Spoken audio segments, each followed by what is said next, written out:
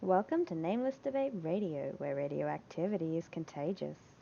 You can join us in broadening our minds on the Nameless Debates Discord via the link below and even feature here yourself, if you've got what it takes.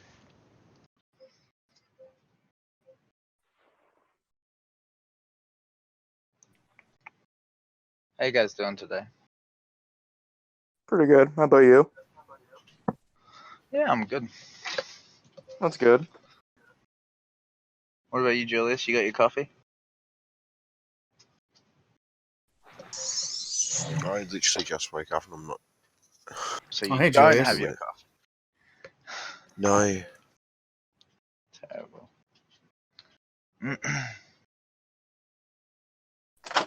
Terrence is Did you figuring make out it? his stuff right now. He'll be good to go in a minute. Alright, I might wait on him just because, you know. All right, so where was I in my introductions here? Oh, Julius is here. Mm-hmm. Big boy Jonte, Englehart, Nicole. I haven't met Nicole. Nothing important here. That's what I was Nicole's a, I'm a Nicole's new friend one. of mine from I've just joined yesterday. Bucky invited me. Oh, cool. Bucky. I wasn't aware Bucky was still on the He server, said, honestly. no, I think he said Lucky. Yeah, Bucky. Oh, Bucky wanted me to join. He recommended the server. Bucky with a B or Lucky with an L? B. Bucky. I'm You not know- sure you know why the Bucky text- would recommend us. I don't even know a Bucky, but interesting. Bucky knows right. me and he's not a big fan. Yeah, just don't ask anybody about InSync and you'll get along with everybody fine. Just I mean, it's believe not that. really Alright, my guys. business, so why would I ask about it? Oh no, I'm just surprised you'd recommend the space. That's all. Yeah. All right. So basically, what we're gonna do here today is we have 3 topics we're gonna talk about. If you want to find them, you can find them in announcements, but I'll copy paste them into this chat for us. yeah. So the one that will just be done in order since it's what the votes showed. So first we'll be talking about the question, does gender discrimination exist in Western societies? And if so, what methods should be used to address it? And what methods should not be used? So what we're going to do is we're going to have people who want to participate nominate themselves in the text chat, and I'll make a little queue. And 2 people, I'll just select 2 people to go first. And then it'll be point counterpoint format, and as soon as someone makes a concession, they have to stop speaking and go to the back of the line, and the next person is up. Does that make sense? Yeah. Yeah. You I'm mainly filthy- just here to listen, though. I just think you filthy philosophers have stacked the vote, but let's go. Did I? I think I voted for all of them, dude. No, I know, but it's 10 to no, I 6 didn't and even vote 6. for any. Look at that. It was 5, 6, and something else before. I'm so not equipped to handle the meaning of life question, but let's do this. Yeah, you are, Klaus. Let's move that. All right, so we'll just take a little minute. If you guys want to, like, if you're going to participate, like, nominate yourself in the text chat associated with the VC, and I'll build a little queue.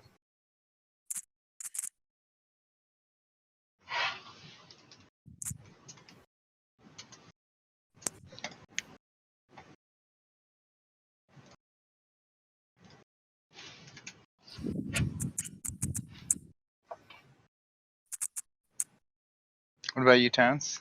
You gonna participate? No, I'm gonna be handling stream. I'm setting it up. What about after that? Yeah. Cool. What about you, Clam? Yeah, You guys got a channel I can sub to, by the way. Yeah, of course, I'll link you to it. Gender discrimination, right? You're good on that topic, aren't you, Clam? Sorry, I just let out like a gnarly burp, and I didn't want to do it on the microphone because we're recording. But Appreciate that. yeah. So gender discrimination doesn't exist, or not in the context that most people frame it. Sure, but do you want me to like read you the question? Were you listening? Yeah, I looked at the question. It just doesn't exist. It doesn't exist at all. Well, not in the Nameless context Debate that people Radio. frame it in the sense of like post second wave feminism. Like third wave Okay, so feminism. I'm gonna put you down It's on not the in the way list. of I'm gonna put you down on the list, alright? Ow. Hey, the YouTube channel is called Nameless Debates Radio, right? Yeah. Yep. By the way, looking, we have Alright. a Tavern text, not Tavern text chat. King of the Round Robin text chat right above us, so everyone can start talking in there and do their sign ups pretty much in there, so we can kind of keep Stacy, track. What's up? you gonna participate? I want to hear you. No, I'm timid and confused. Why? No. I'm timid and confused. No, you're one of that's the a greatest cop-out. visionaries of our time. You're up there with Stacy's Cross. on the list. I refuse to be on the list. No, you have to. Come on, don't be a bitch. No, I don't. I'll be a bitch as much as I want, dude. What about you, Jamie? You should participate. Ugh. Jamie's too anxious. What about you, Atlas? I know you just joined, so you might be a bit disoriented. Alright, dude. I might have a technical difficulty because I'm gonna be Oh my streaming God. from my laptop and I can't talk because it's It's all gonna be right. pretty The concern right now. Wait, what's the topic again? It's like gender That sounds like discrimination it's in been the there. West. Gender discrimination. Look, I've been discrimination in the prepping for West. I've been prepping for the meaning of life question here. Right, the first two are gimmies. Yeah. I'm not really much of an expert on gender discrimination, so You don't have to be an expert. You just have to give your opinion. sure, why not? I'll go. How would Why you not? say the meaning of life is actually a give me, which you must define what you mean by life? You say You what can't the just meaning- ask that yet, Atlas. We're dealing with Yeah. it in the event. Do you want to Yeah, participate? we have, dude. We have to go one by one. He's like so much thinking it's a give me on that one. I thought that's such a profanity that nobody would ever get. And Well, somebody look, actually so let's talk audaciously- about it. So you want to participate? Of course, it'd be fun. So Okay, what's but the what a chat but for, like, we're Clearly, not, already am. we're not Is on it that debate question chamber yet. or No, tavern? No, there's no timer. There's no rounds. As soon as you concede a point, you stop speaking and go to the back of the line, and someone else is up. So it's just a continuous clusterfuck until somebody concedes. Yeah, and I mean, if you don't concede to a point where you should concede, then Somebody will I'll shut you just up. tell you. Yeah. Yeah. Okay. Active Mind. What about you? You gonna play today?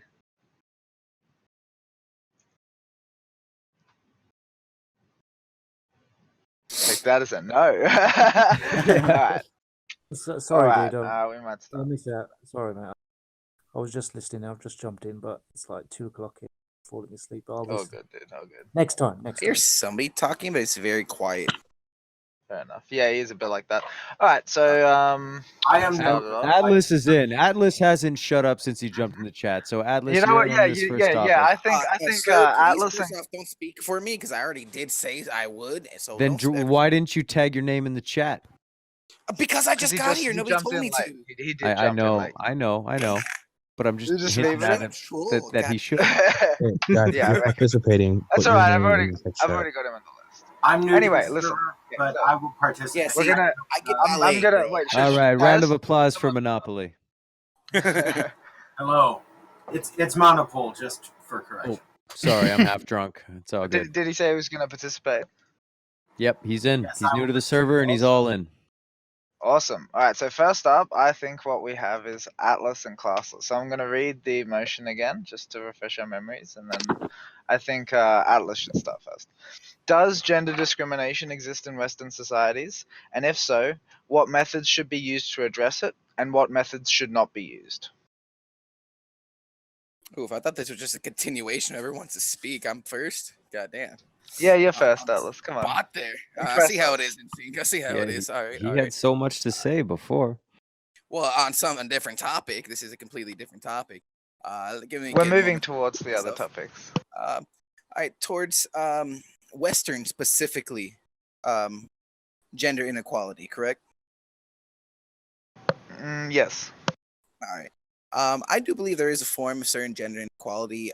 Some of it, without giving too much into it, may be a certain form of justifiable type of inequality towards those standards of what some people claim of men normally work a little bit more rigorous or more hours or a little bit more for their career than a family type of thing. Those type of points.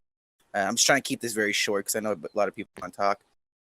I do believe that there's a certain just generalized form of equality that if we all work together for a mutually beneficial, cooperative future, we can achieve regardless of feminine or any other type of rights and sense of equality. Basically all I really gotta say. And just to jump in, I think we'll take a cue from Atlas's rulebook, and we'll say, if you want to jump in while the other person is speaking, say "if I may" and wait for them to stop speaking. Oh, all right. I was gonna use the classic, sir. No But Darth talking to you, buddy. if I may, you addressed the first part of the question, yes, but it also follows up with, and if so, what methods should you choose, or what methods would you use to address it, and what methods should not be used? Well, I actually did kind of give a generality of that. But methods, you gave a kind of more of a strategy than a specific method or tactic. Because I would agree with the initial statement that gender discrimination exists in Western societies, regardless of which gender you're talking about. We don't even need to get into the specifics of that. Of course. The question then is, if so, what methods should be used to address it, and what methods should not be used? Now, I'll say with that is it's a little bit of a, for lack of a better word right now, like ambiguity, be it that there's so many different ways you could apply certain methodologies, but it depends on your reasoning, your intent, and if you see the ends justify the means. Be it in that sense, what we're trying to do is almost come to a certain sense of a utopian society, which many would disagree, be it that it's almost impossible to become to a utopian, but that would be a form of this type of equality. If I may? Of course. I feel like you're dodging the question still. You haven't delivered a specific, any kind of, not even a non-specific method Well, that should be used to I'm address kind it. of lame. I understand. Yeah. Because I don't disagree with your apprehensions, but that's not the concern here. So what method should be used to address it? We can start with that one first. Now, if we disregard certain, I would say, immoral methods, be it the ones where we would just kill off people who would disagree with certain things, it would just take a slow phasing of our youth, be it teach our youth better, try to have better programs that are, I guess, some type of, I don't like to say safe spots or same of the sorts, be it safe places. I believe the safe places are very bad in certain cases, but a safe haven type of thing, allowing people to go to just be in a better place. And I believe in schools should have certain safe haven schools in certain areas, would help out with these kind of, I guess, So what would you could call it gender. If I may, you're arguing for an isolation and exclusion of certain ideas from certain individuals. You're not arguing for a more open and inclusion of all ideas. If some ideas are viewed to be not worthy of individuals' ears, you would remove those people from those words. I'll say it like this, be it, I would want to try to give way from the traditionalist perspective and allow the more of the progressive to be the pathfinders for the future. Step aside the kind of more of the elders who have had their chance. Frankly, kind of fucked up. If I may, I feel like you're framing it there against me by calling it a traditionalist form and appealing towards the progressive, because I would actually argue that you're being more regressive, as it were. The idea of saying we're going to isolate these ideas because they're not worthy of acceptance is not a progressive idea at all. It's been used all throughout history for power structures to suppress opposition, and that goes for the left, the right, the religious and non-religious. Well, of course, but that's now your perception of that basic progressive aspect. All right, that's, if I may, think that's a concession. Nope, that's a concession. Oh, Alice, back at the queue, and Stacy. Wait, what's the rule though? I didn't. The rule is, the rule is, as soon as you concede on a point, you have to stop speaking. Looks like Stacy's left us, so Monopole, you're up. All right, where am I at specifically? Sorry. Classless, would you like to reiterate what you said about Alice's position? Start from Atlas's, or do you want me to re-answer the question kind of deal? Just express what you said, because the idea is for them to try to follow Fuck, what was Atlas's last point? Yeah, honestly, I'm still Atlas, trying to could see you where. reiterate for us? No, okay, so Atlas said something about being progressive, and you said actually the Oh, it's strategy he regressive. Yeah. advocated for was regressive because it involved isolating ideas, which is Yeah. not a good So strategy. yeah. So the But that's idea not here is necessarily that it's not progressive. That Atlas. it could be progressive form. This Atlas, you got to It let doesn't seem Monopolo it speak. doesn't seem consistent with progressive ideology. That's the point. Monopole, would you like to pick I that got up? you. Yeah. Sure. So when you say that it's regressive rather than progressive, typically when I hear these terms, what people tend to mean is for progressive, they want to move our understanding of something forward to a new way of looking at things. And regressive, you want to go back to a previous way of acting or looking at things. And so when you're talking about gender equality in the West, right? That's what we decided. The regressive position would be the one that tends towards the previous state of things. And the previous state of things for women up until relatively recently has clearly not been as equal as their position is now. If we were to talk about what a regressive course of action would be, then no, go ahead. Sorry. if we were to talk about what a regressive course of action would be, what we would be looking at would be things like reinstating the policy that a woman cannot have a bank account without a male cosigner, for example, which was a relatively recent thing that has since changed. That's not the way that it is now, but that would be a regressive policy, would be to go back to that.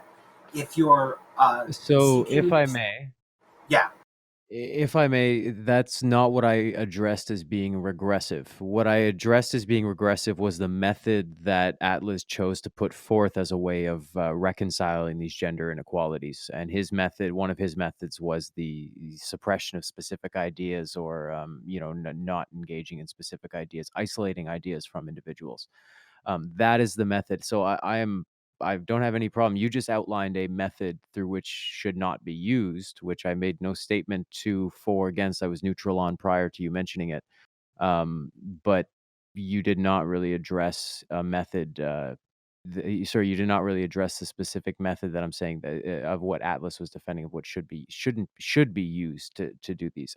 My issue is that the method is regressive, not the idea of, like, if those individuals are putting forth the idea, I don't think that I they get should what you're saying. Yeah, I don't think that. So I don't agree with their idea. I would also label their idea as regressive, because yes, saying like, oh, we should do this, we should go to this point in time where women couldn't own property, that's entirely regressive. That's historically regressive, linearly regressive. It's regressive in this argument. It's traditionalist. It's in no way something I would defend. But if your solution to that problem is to isolate ideas and not address them in a rational, open, and critical manner, then you're being regressive as well. It's a tad hypocritical, I guess, is my point. Okay, would you mind giving me an example of an idea that is not being addressed? An idea that is not being addressed? Sorry, in what manner? Well, you were saying that the solution that was being put forward was to isolate ideas and not address them. And I'm just looking for an example of an idea that. Well, no, that was Atlas's proposed solution, proposed method to addressing gender discrimination. Just one of, by the way. That is to isolate the bad ideas and just not talk about them. Okay, I definitely wouldn't agree with that position. I could give you an example of something that I would put forward as a method if that moves things in the right direction. Yes, And please do. If please I may, do. just so it was also isolation and assimilation. Just saying, but yeah, go ahead. Sorry. Okay, so one thing that I would put forward as a method, and this is something that is happening, is things like, and this is a fairly cliche answer, but things like greater representation in media.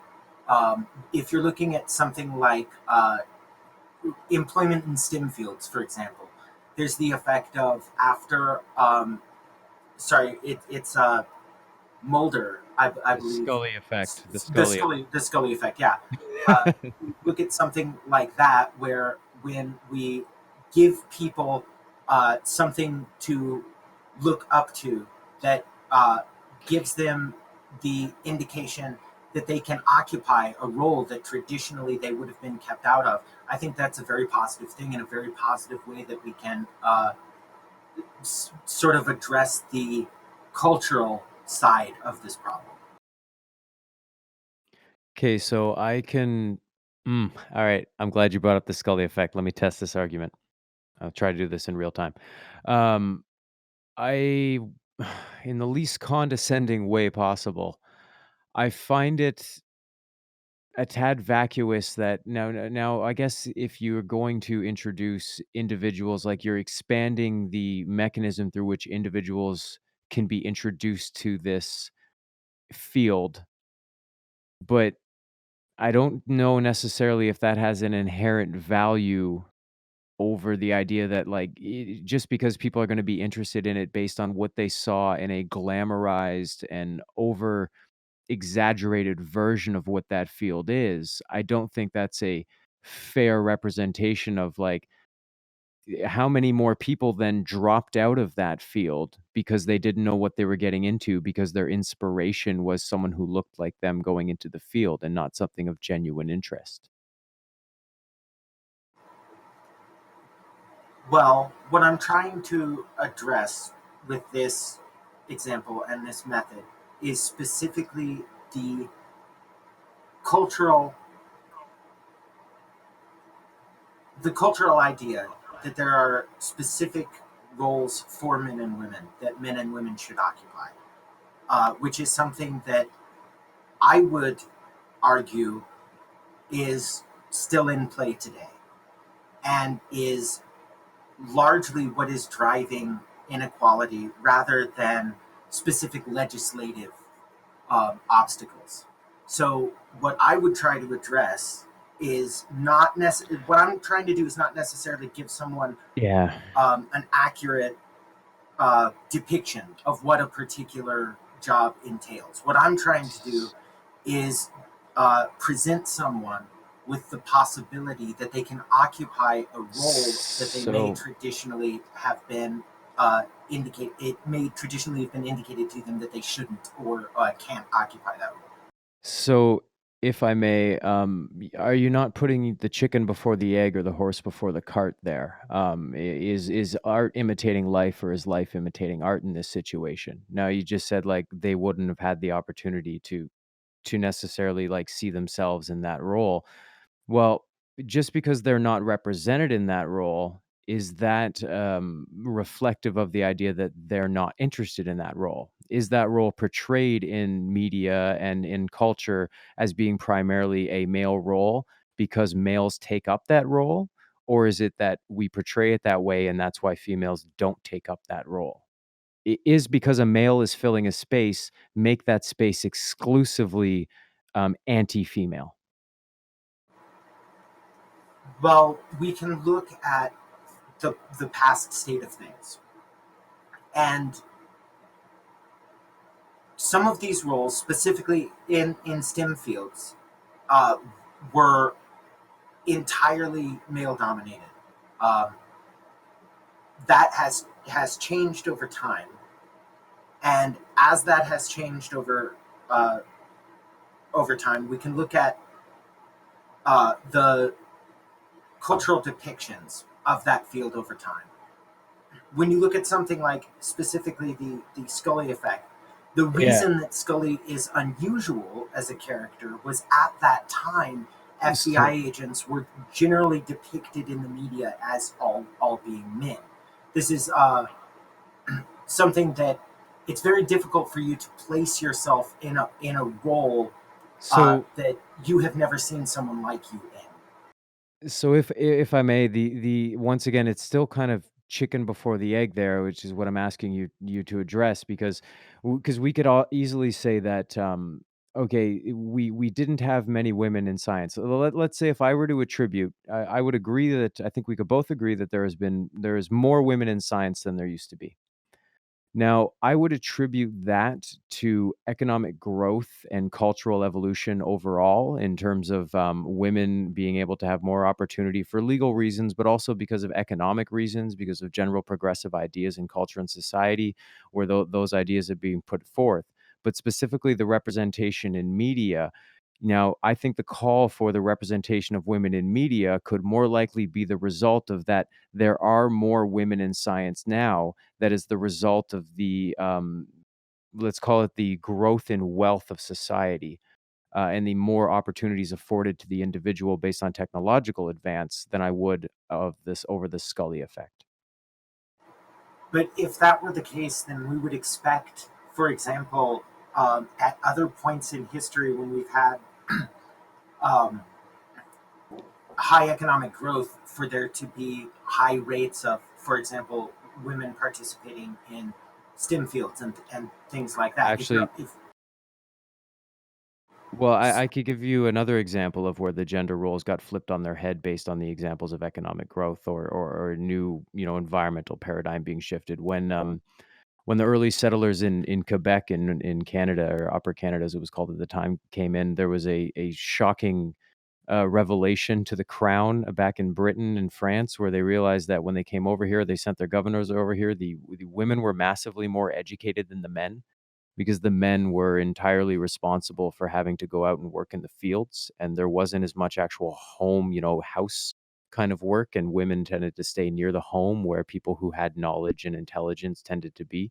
So there was a higher education amongst women in the beginning of this early settlers in that region out of environmental circumstances, and it had nothing to do with a form of gender discrimination or a representation of. It was environmental circumstance entirely outside of those paradigms.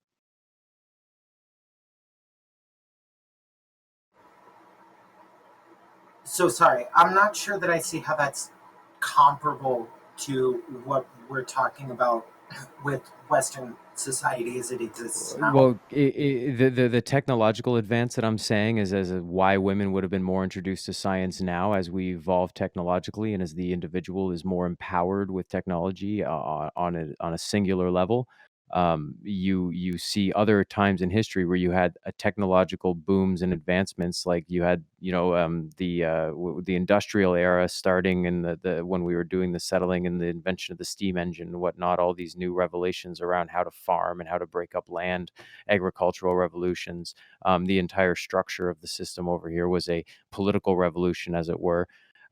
We've got these ideas that are creating new environmental circumstances under which women are then put to the forefront of academia or in higher levels of academia than the men. And that wasn't the result of representation. It was the result of their environmental circumstances around them.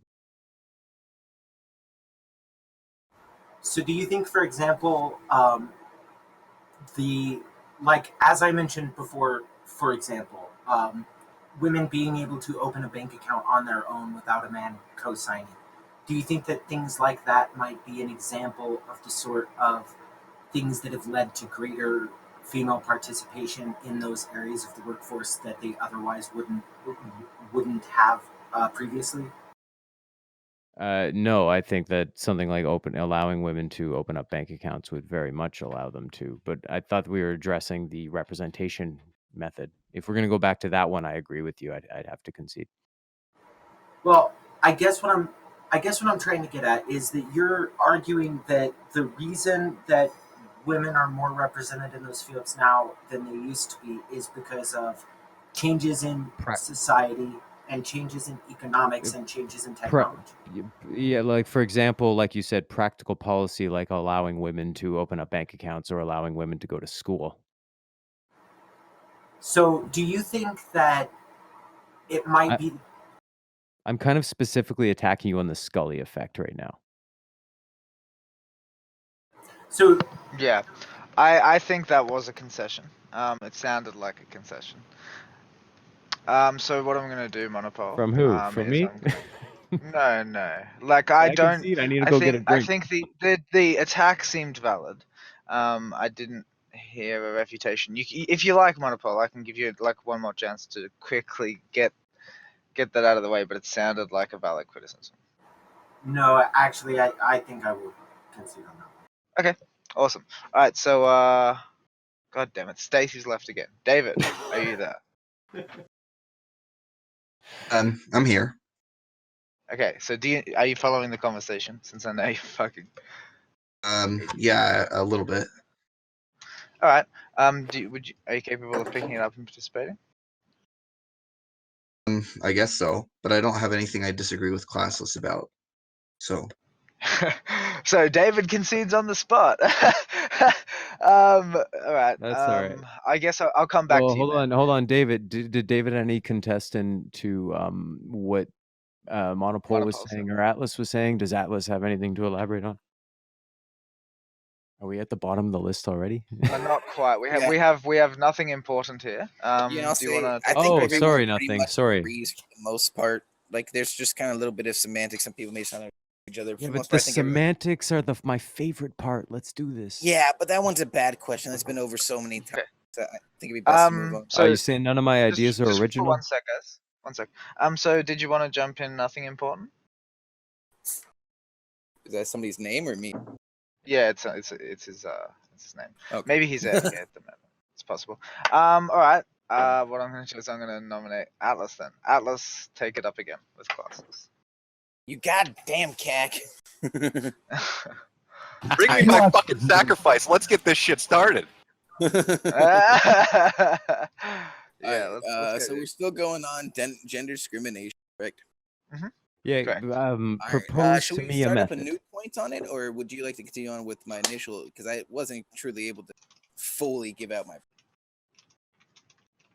I'm okay with you. I'm okay with you bringing it back. Yeah, please go back. Yeah. All right. What I was kind of trying to originally get to was a certain, not full segregation, be it that towards a certain, and nor full progressivism, be it you guys were trying to say towards a traditionalist aspect, be it segregation is towards traditionalism normally. But of course, with sorry, Atlas, turn up your sensitivity or move closer to your mic because you're cutting out at the beginning and end of every one of your sentences. Yeah, my mic's. Yeah, turn up the ASMR for us, buddy. Hey, buddy. No, but in generality, I think everyone just works together in these certain type of, I want to call them good old boys who wants to stick onto the past, be it what a lot of people try to define as traditional type of aspect person. These people, I don't wish to segregate, but try to kind of slur that, but segregate, but more so assimilate if possible, give it, like I said, certain programs, certain kind of like, I kind of like the idea, but I forget who exactly it was, mentioned something to do with the media and social media. That'd be a great thing as well. No, I feel like I attacked that one thoroughly, but I don't disagree with your other points. Yeah. But just in general, I think if we just, that's why I think this one's kind of already been dead, is we're beating a dead horse. We all kind of agree we just need to work together for a better fucking future, but none of us wants to. We're too petty and egotistical as humankind.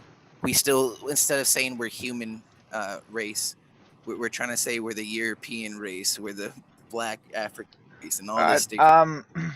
Before we move on, can I propose? Well, I was gonna say, can I propose a method, and a method that should not be used? Well, just quickly, you can do that before we move on. Definitely. I just want to check with everybody on the list to make sure nobody else has anything they wanted to say, because maybe they do. Clam, are you interested in chiming in?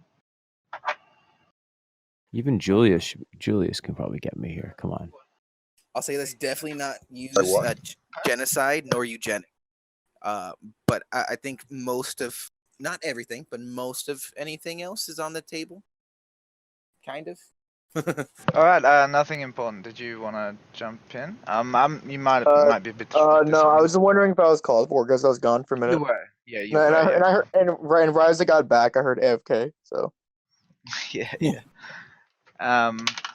So we're just sort of like looking for closing remarks on this topic, I guess. I believe everyone's remarks were their closing remarks. I'm not gonna lie, like this was a pretty pointless topic. I don't know. I have not even gotten fucking started here, Atlas. Oh my God. No, but I'm saying though, everybody is so far barely more awake, than but agreed with you. We all kind of agree. So wait, it's the gender discrimination thing, right? That's Yes, sir. correct. Yeah. There is currently cultural and societal, like you understand that there's still cultural and societal discrimination, right? Classes on a So we're level that we're arguing, not even yeah, aware of. we're arguing methods. Right now, I've agreed on the discrimination. I've agreed on methods should not be used. What we broke down to so far is a method that should be used is something along the lines of the Scully effect. Don't do media which is kind of representation. That was Well, my mistake.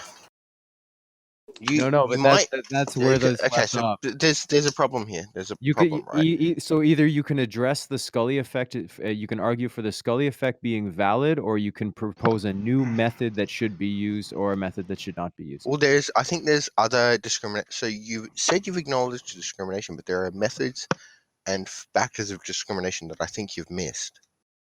It's not relevant. Might be core to my argument, though. When I say I acknowledge discrimination in the West, I'm not arguing. I guess we can argue the different types. We're going to argue the semantics of discrimination in the West. No, well, I guess the point is like there are things other than the Scully effect. Like something I'd raise is because I need to kind of like lay some framework for my argument if I'm going to make it, right? I can't make it just necessarily.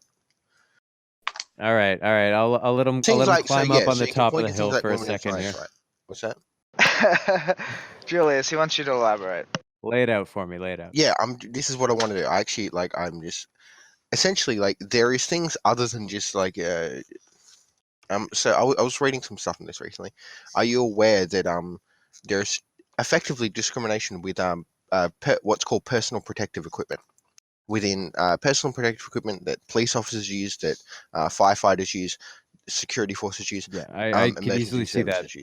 The standardization of any form of equipment is going to result in outlier cases, but it's always going to result in outlier cases. But society, no, it doesn't actually result in outlier cases. Society has instituted requirements for on the provincial level and the federal level in Canada and the federal level in the United States, and I'm pretty sure in Australia as well too, that require people to make those concessions and specific needs met to without. I believe the legal term is undue stress or undue harm.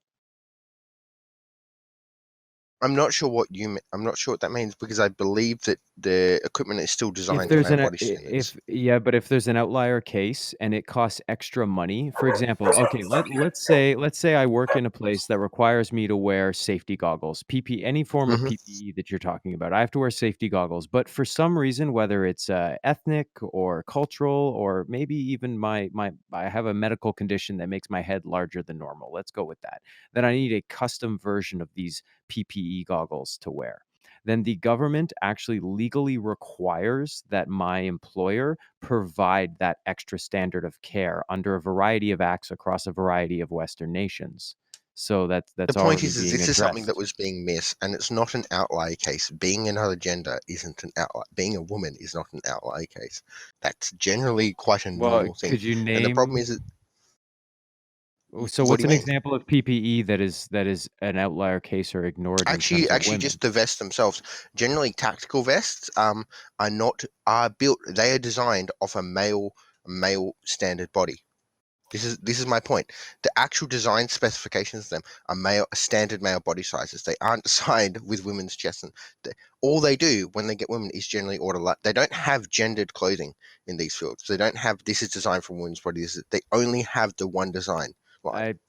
Meaning that they actually result in higher fertilities for women. So without going into anecdotal though, like in my experience, you're I can pull up the data on this. In which country? In a number of different countries. A really good one which I didn't get to was actually specifically crash test dummies are based on the male body standards, and that results generally across the world, and there's a number of good studies on this. Cars are much more dangerous for women. Driving cars is actually something like, I forget what percent, but yeah, they are something like 70% more likely to receive an injury as a result, because cars are designed around standard male bodies. Okay, and at what point was this acknowledged, and at which point has it been addressed? It's acknowledged, but there's not actually anything being done about it. All right, give me one source and I'll concede. How about instead we move to asking you what method you think should be employed to deal with it?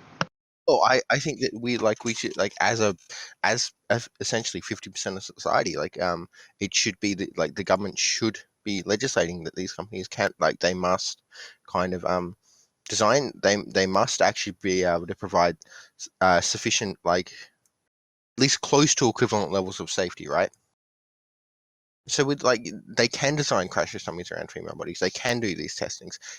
I know it's started to be done in Europe, but it's something that only 2% of all tests have to be done around female crash test dummies. That was kind of the argument that I put forth, is you said that you're isolating it to this crash test dummy situation, but in many circumstances where let's say that all of the standardized equipment that a company buys is meant for male bodies, and then they manage to hire a woman, if that woman, they're legally required to provide the specific equipment that is fit for her. But this specific equipment doesn't exist. You're addressing a deeper level where the company that produces the equipment is not addressing. Yes.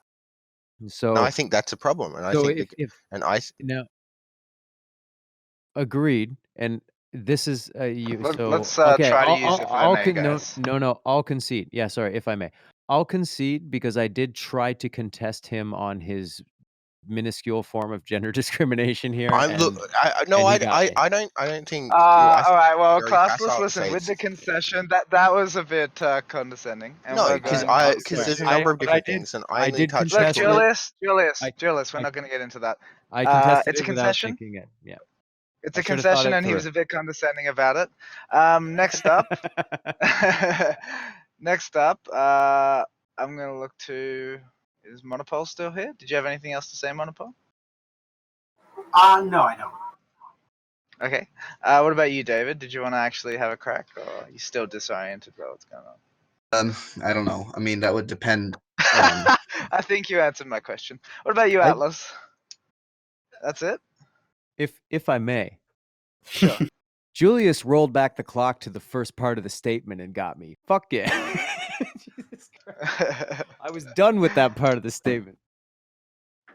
Alright, I'm just going to quickly poll the crowd. Anybody who hasn't officially signed up, want to jump in before we swap topics? This will be last call for gender discrimination. I'm trying to find the article, and no one linked it to you in sync. No, you got it, man. It's not even about that. We agree on the fundamentals of the question. I just shouldn't. It was my mistake rhetorically for contesting you on your initial statement. Sure, I just still want to link the article. Some of the article shit. You just gotta salt the wound, eh? So look, as we're transitioning topics, the next topic will be: is abortion acceptable or desirable? And if so, what are the limits beyond which it is unacceptable or undesirable? And why these particular limits rather than any others? If you would like to chime in on that topic, please tag yourself in the text chat. So you're looking for a pro-choice argument, or anyone? I'm looking for any opinion. Any person who has an opinion wants to stand their ground.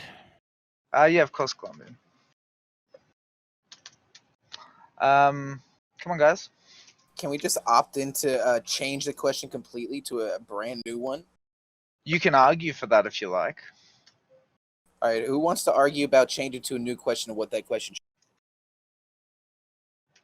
I was fine with. Well, I think Julius technically has the floor. Go for it. So it's Julius versus Atlas then. God damn it! I walked into this one. Come on, let's go, big boy. Wait, so what? You want me to talk about what? NSYNC? I don't know. NSYNC's forcing us into this. He just wants content. What, you want me to talk about abortions?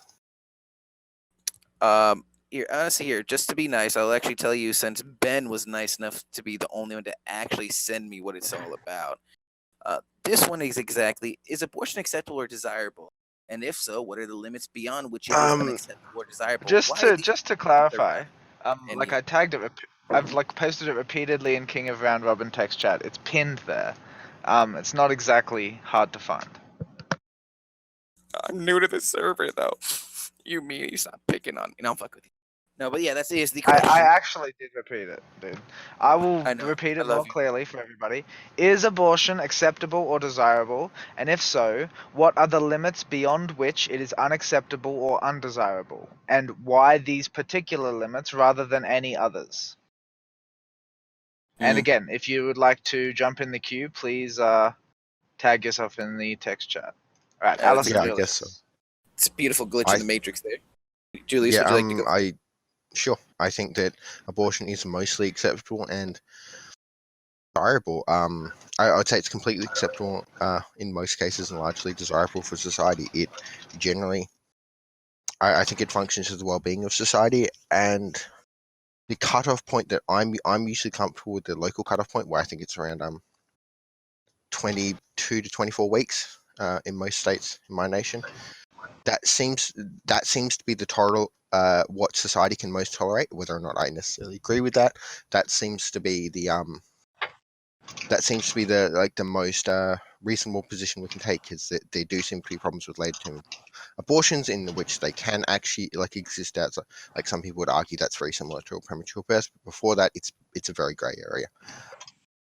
So that seems like a fair, on the safe side in terms of cutoff point. But other than that, abortion, just to keep it simple, they don't particularly cause they cause far more good for society than harm. Like So if I bringing a may, child into a world, sure. When you say the benefit of society, would you say this kind of appropriated form of genocide, be it or basically being able to kill the offspring, is the benefit? Be it for like kind of population control, is what you're saying, or where exactly is No, the side? I'm saying that overall there is more well-being in society as a result.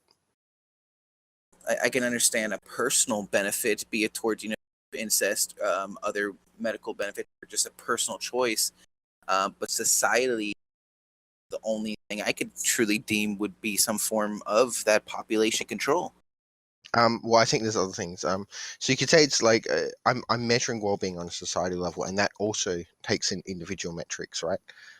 So, for example, like in a lot of places where abortion becomes criminalized, abortion still occurs, but then women go to like more illegal doctors and stuff, like kind of like back alley doctors, more illegal stuff.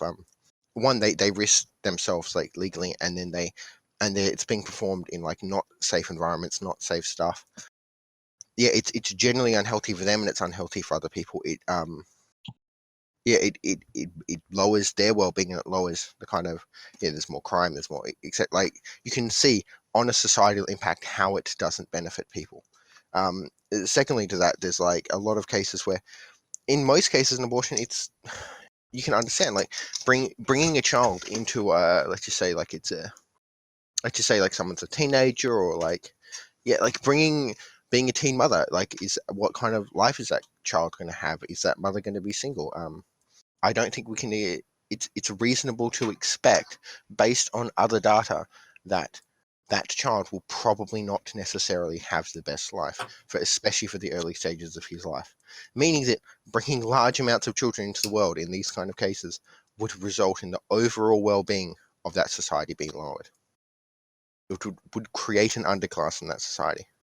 It seems kind of like I'm saying you're agreeing with it, but you're not saying. You even said specifically at first that it's a benefit society, and you gave a couple examples and said how these are not benefit society, to the point of if you abort a baby, kind of again, to even a small scale factor, even within a family, you're having a certain form of population control. You don't want more than what you can handle, and that's what they're doing. I wouldn't describe it as population control, because because it's not like we have a shortage of we're not doing it for population control reasons. It's not shortage, it's abundance. That's why we're controlling population. Oh, it's not necessarily for abundance. It's just it could literally just be because that person's not emotionally ready. It could be because that person's not. I see no reason to force them to continue with the pregnancy, to force them to have the child. I see no valid reason. That, right? I believe it in the beginning. We both already agreed: rape, incest, things like that type of stuff. No, actually, no. I'm for it in cases outside of that atlas. No, as well. But I'm saying though, like specifically the base cases we both agreed on, we're kind of defining both of like the larger aspect of this. That Yes, but well, I am for if a person wants an abortion up to X amount of weeks, I'm fine. They just need to essentially demonstrate that they're sound of mind, and that is the only criteria. As long as they're pro-choice informed by a within doctor and sound of mind, that's the regulated only pro-choice. criteria. So Yes. regulated pro-choice, essentially. Okay. Limit like very low level regulated pro-choice. Yeah. Sorry, what was again, that, Atlas? I said which I believe we both already agreed on, but now I believe now the regulations is where we're kind of been arguing about how it should be regulated, what the regulation should be. I think that is the key premise where we're kind of arguing. Which I think. Go ahead. Yeah, well, I think the most reasonable regulation is to. I mean, if they have access, they should have access to. If they have access to healthcare and such things, they just need to be demonstrate that they're reasonably sound of mind and have access to a doctor. And the doctor inform them of We'll just of the assume a risks involved. universal healthcare, for example, type of thing or something. No, not necessarily. Like it doesn't have to be universal. No, of course, You just need access to this specific thing. Yeah. Okay, sure. But the point is, if you're reasonably sound of mind, and you're informed about the topic, what more regulation do you need? Well, now I'll ask you this, because again, that's kind of where we kind of agreed, but then further regulation saying, again, like, but let's say a woman is very sexual. She has many partners. Every few months, she's getting an abortion. She's already had dozens or even hundreds. Should there be a limit on those type of women, or should I don't think that's a realist. I don't think that's a likely realistic scenario, and I'm not sure that person would be considered sound of mind. But I don't think. So I'm gonna. Look, I'm gonna step in there. I do think that was an unrealistic comparison. Atlas, that puts you at the back of the queue. No. With that, Look, no, that is not unrealistic because I can even show Okay, look, you where these people have had. That's an outlier example. Like it's extremely exceptional. Yeah. Right. In the vast majority of cases, people using contraception. In the vast majority of cases. So, are you saying that we should then restrict abortion because Okay, so one Chicago, person where messes there's up? hundreds of cases, specifically courtesan speed hookers, who have basically dozens, if not hundreds, even in some of these times, especially in Vegas, not just Chicago. There's Vegas, New York, a lot. You're talking about unbelievably exceptional cases, man. No, these are in the thousands and tens of thousands. Could you provide stats on that, please? Yes, I could. Okay, but then even then, that still plays into my point is that of societal well-being. It would still be to societal well-being to not allow these. So let's just say we are providing all the hookers in Las Vegas with a free abortion service. Personally, I'm fine with that because the children probably shouldn't be having children in the environments they're living in. But you're assuming that they I would say that would still result in greater societal well-being to provide them with abortion. So I'm perfectly fine with that. But then that's the assumption that they will in fact raise the children. What about adoption? Adoption has been largely demonstrated to not work very well. When done later on in life, but not early. Like from birth. The problem. One second. I think my Discord's having problems. Okay. Yeah, my push talk wasn't working properly. I think we're kind of like talking about like changing the entire structure of society to. I don't think. I'm incredulous as to how that would work. I haven't seen models for it that work. There's nothing that suggests that societally that such models will work successfully because abortion is incredibly complex and adoption is adoption seems to be incredibly complex, and as we know that, well, I think you say later in life, but apparently it's around 2 to 3, and onwards, and yeah. Well, I can't demonstrate a negative. You'd have to actually provide me evidence that this model would work. You'd have to provide me evidence, like a good body of evidence that this would be an optimal model. Well, of course, but this is just a round robin type and of this thing. sounds even, and this even sounds. I know, but to ask for citations, I can do it in reverse. I guess the point is that I don't see that would necessarily be cheaper, and I don't see that would necessarily. I think offering abortion is a much quicker and at least simpler solution to achieving well-being. Now, why exactly do you say well-being there? And what exactly? Because I'm resting on the axiom of well-being. So well-being is a presupposition of like a consequentialist analysis. Look, I do still think, reflecting, that the comparison you used was unfair. Any appeal to a very exceptional comparison is not a good argument. I think that's underhanded, and I'm going to put you at the back of the queue just so other people can have a chance to speak. All right, Sniper, do you want to jump in on this one?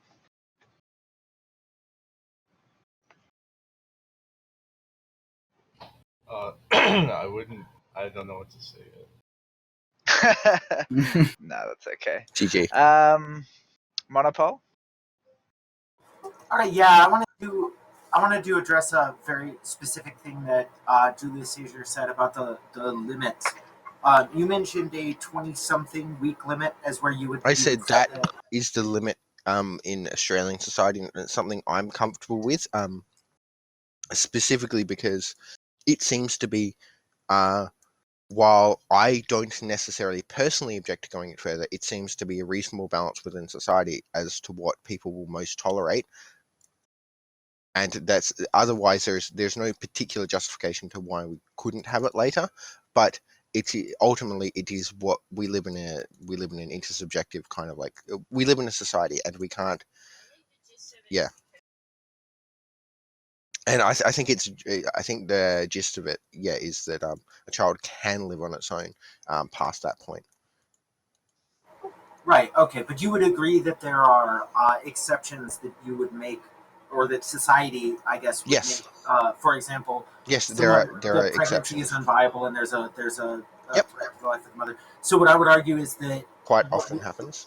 So what I would argue is that any time limit that you set isn't actually addressing what you're trying to address, as far as when we should allow abortions, because clearly in a situation where there is a threat to the mother's life and the pregnancy is unviable. Well, no, those exceptions are already built in within this time limit. It's not like, oh, you're past this, oh, you have a medical exemption, we're not going to do it.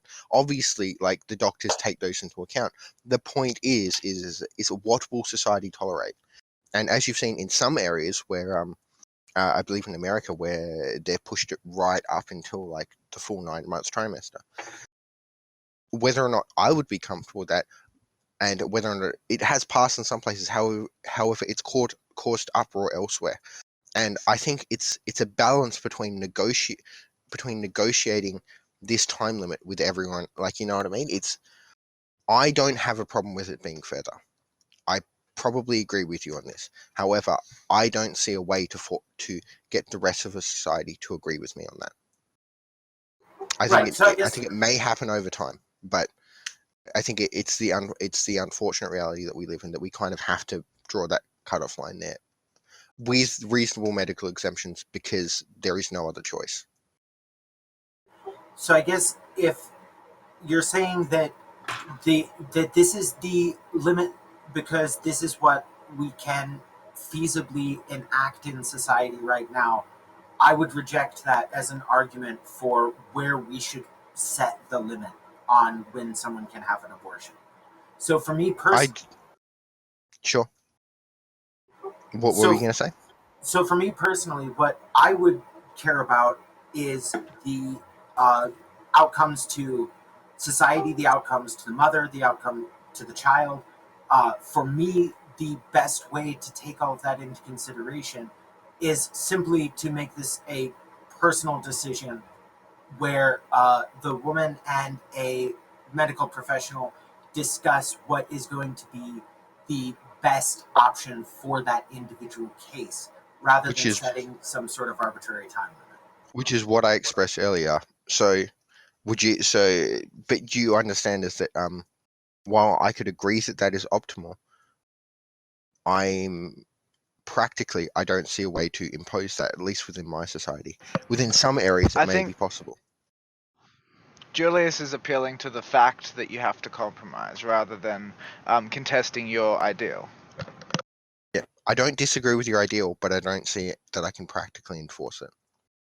Right. I mean, my only actual point, I guess, was that there is a more optimal way of determining that cutoff point.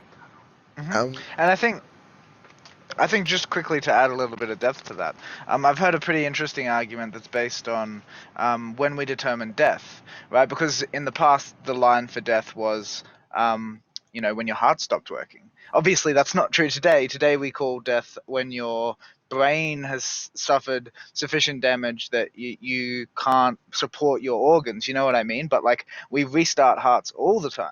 And we see a similar sort of progression with death that we see with birth, in that we can support the life form progressively earlier as our technology advances, and there is no conceivable way to Yeah, predict what that's will happen with that.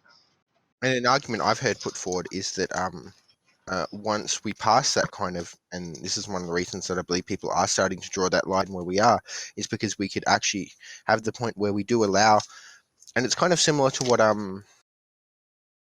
so it'd be a more advanced version of what I believe, to borrow from Tenet, I don't know if he's here, he suggested once that we don't we do an adoption model similar to Atlas's, but we also allow the abortion, but the abortion stops being an abortion, it becomes a C-section.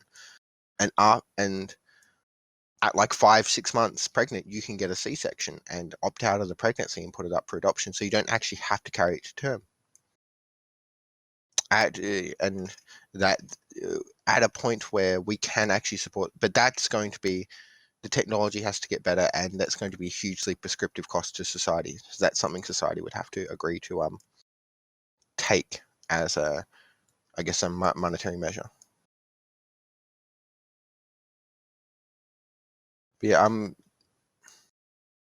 Monopole, do you have anything more to say, or sure? I think we're very similar in this. Yeah, I think we are. I mean, I guess literally- the main point of contention is you're looking more at the ethics, and I agree with you on the ethics, but I don't think the ethics are necessarily the best way to decide. I think it's practically, I think marrying the ethics with the, I guess like the real politic of society is right. I hate to like appeal pedantically to the question, but I guess like I thought that the question was specifically what the acceptable point of cutoff is, not necessarily what we can feasibly enact. Well, I think, but I guess it depends. Like, I think that's the most acceptable because that's how I view the world. Instinct, do you want to just split? Like, we can pretty much toss a coin here for who's going to Look, I think Monopole thinks something. I think he's done a really good job. Sure, yeah, I think he's done a really good job. I might I actually think the points are basically equal. So yes, I agree. I think you didn't concede, but I think you've been speaking long enough to treat that as a concession, because he did make a point. I'm quite happy to let Monopole continue because I think his point was really good. Yep. Oh, thank All right, you. so next up we have Colombian. Yep. All right. Yep. I'm ready. Jump in. Should I just start with anything really? Yeah. Just, I mean, if you can continue on, you should do that. But otherwise, start wherever you like. So I got some statistics because I've just been doing a little bit of research for the past couple of minutes, and so my stance is kind of, like a halfway. I don't necessarily support abortion in every case. I definitely agree that there are some very strict boundaries as to when you should be having an abortion. The most obvious of which would be like the late term abortions, which I don't know who, but someone earlier said would be like basically a C-section baby, but just not not after 9 months, after 6 or 7. Just doesn't. It almost seems like killing a baby at that point, personally, I think. But at the same time, it seems like a lot of single mothers and a lot of young families who aren't quite financially or socially ready to have children are having abortions the most. So the Center for Disease Control and Prevention did a study, and they found in 2015, 86% of all abortions in the United States were from unmarried women.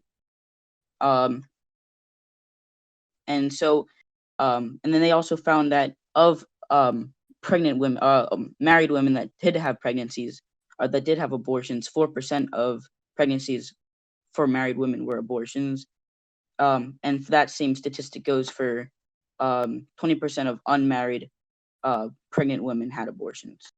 So it seems that mostly young people are having them that aren't quite ready to have children. I think the most important thing here would be being financially ready and also being set with a career. Most abortions are. I'm trying to pull up the statistic I found on the website. I lost it here. Give me 1 second, please. I'll look for the website in a minute, but on this. Oh, here it is. From gutmocker.org. I don't know how to pronounce that correctly. They interviewed several women. Most of them said that having a baby would dramatically change their life, would interfere with education, interfere with an employment or career, or they are financially unable to have a child. So those seem like pretty legitimate reasons to have an abortion rather than just, I don't feel like it. Most cases of abortions are because of it. All right. So are you arguing that those are cases in which abortion is legitimate, and in other cases, say where someone has the ability to support a child and they just decide that they don't want to do that, so they have an abortion, that would be an illegitimate case? I do believe that an illegitimate reason to have an abortion would be just not, feeling like it. If you have the financial support or like the family support, like family members to look for after the children, etc. You should go through with the baby. If you're healthy, the baby is healthy. You have the money to provide. You have a proper family. That don't take that wrong. I didn't mean it like, proper family, like gang straight. I just meant it like a family, like people to take care of the baby. If you have that, I really see no reason to have an abortion. Honestly, there's really no excuse to have an abortion at that point in time. Okay, so if we're distinguishing between these two categories of abortion, the ones that are justified and the ones that are unjustified, the line that you're drawing here is basically ability to take care of the child after birth. So I guess my question would be, how would we determine at the point of service whether or not someone has the means to take care of a child? Keeping in mind that we can't just look at like a financial disclosure form or something like that. This is a very complex web of things, including what is the home situation already like? What if there are enough people to take care of the child, but it's a toxic home environment? What if they have the means to take care of a child, but they are in a very precarious situation where someone might lose their job soon? There are all of these things that you would have to take into consideration to determine whether or not someone is able to take care of a child. So I don't know how you would differentiate between the two for the purposes of, well, we should allow one category of abortions to take place and the other not to. While this may seem a bit, I guess, not I don't want to say not possible, because I just, for lack of a better word, not possible or a good option. But I think we should be having some sort of either government official or someone working either for like the abortion clinic or just somebody in general to like go to the home, see the home situation, see the neighborhood they're living in, check the financial status of the mother or father or just the mother, and see if there's other children in the home already, kind of just to evaluate whether or not the abortion would be legitimate or not. That's my look on it. Or if that's not an option, either just submitting paperwork to the abortion clinic beforehand and letting them just evaluate the information at the office would be the best option. Okay, so the first thing that you mentioned, as far as having someone who works for the government go in on a case-by-case basis and yes, look at the home situation and everything, that's an additional expenditure of resources that would have to be put forward to that. That's another person that you have to pay to do these things.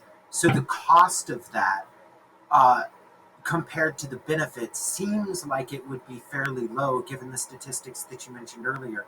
which shows that the vast majority, I suppose, if we were to accept those statistics, of abortions take place with single mothers and with people who we could argue are not in a position to take care of the child.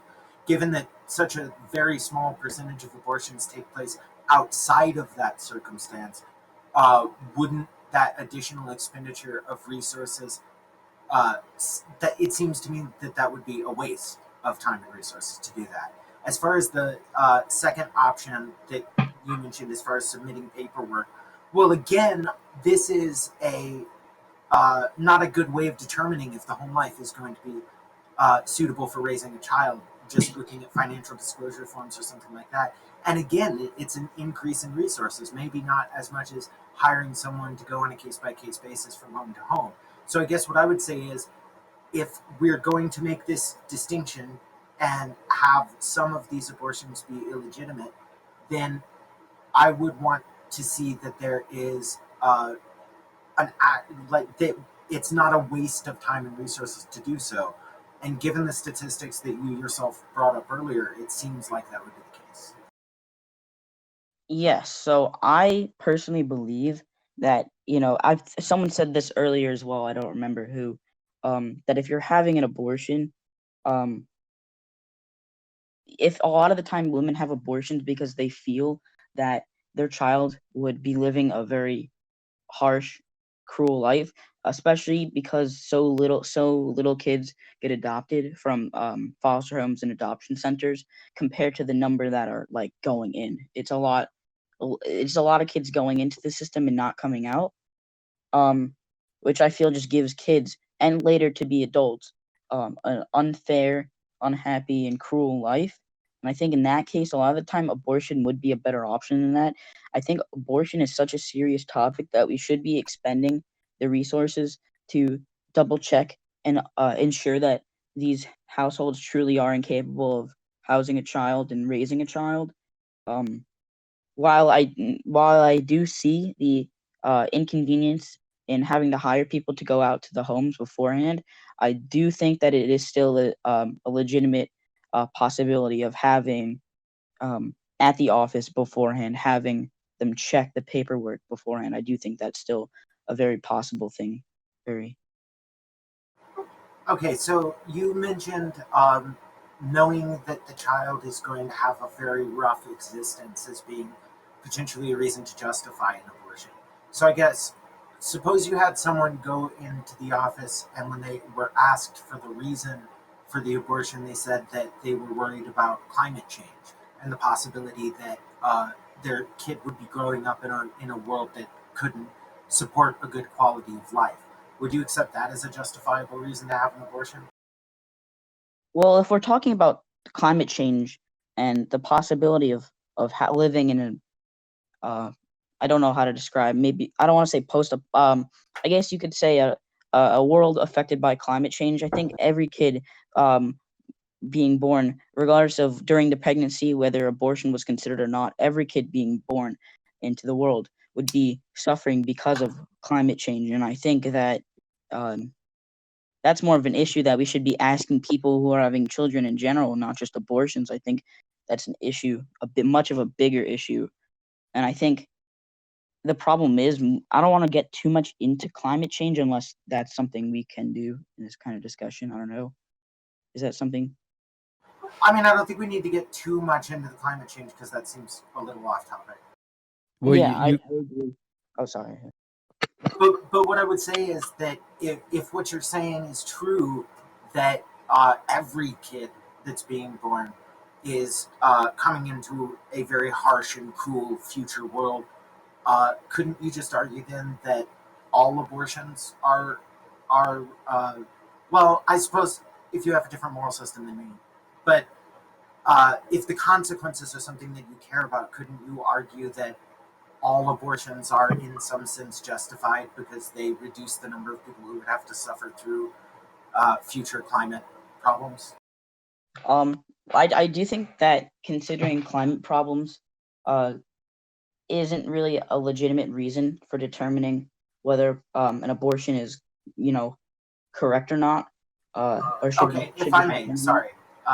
The one thing that I would say is the reason that I brought this up is that you had said earlier that a justifiable reason for an abortion might be that you know that if the kid is born, they are going to live a very harsh and cruel existence. For example, being put into an adoption agency where they have very little chance that they'll ever come out to a loving family. I think that